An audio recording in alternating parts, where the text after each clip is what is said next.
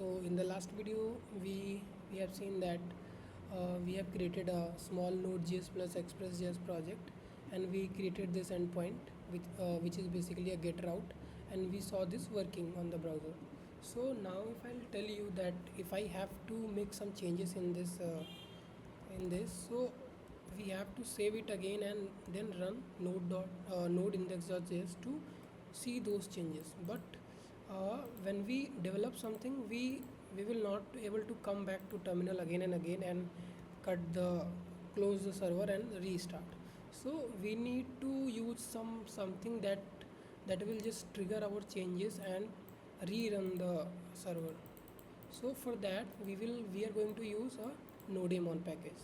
So if you will go to the browser and search for nodemon.io, you will get to reach to this site, and you will have this command to install a Nodemon.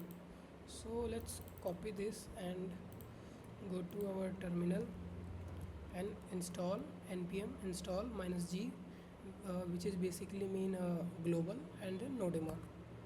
So let's wait for it to install. So after it get installed, we'll go to our package.json, and to apply this we need to change in the script uh, here, and we'll write let's say for the start we'll write start node index.js, and then for the dev we'll write nodemon index.js.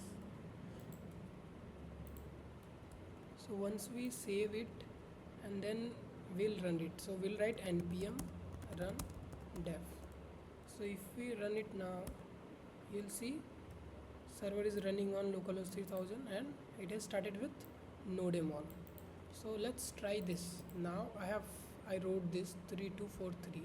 I'll go to the browser and see, refresh, it is showing.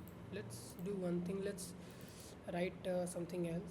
So let's write this is Nodemon package, and then save it. Will not see this started itself. It is written Nodemon restarting due to changes. So once you will make any changes, it will just restart by itself. Now I'll go to here and refresh. See, I didn't save or I didn't close my server, it just restarted itself. So this was Nodemon package. Thank you.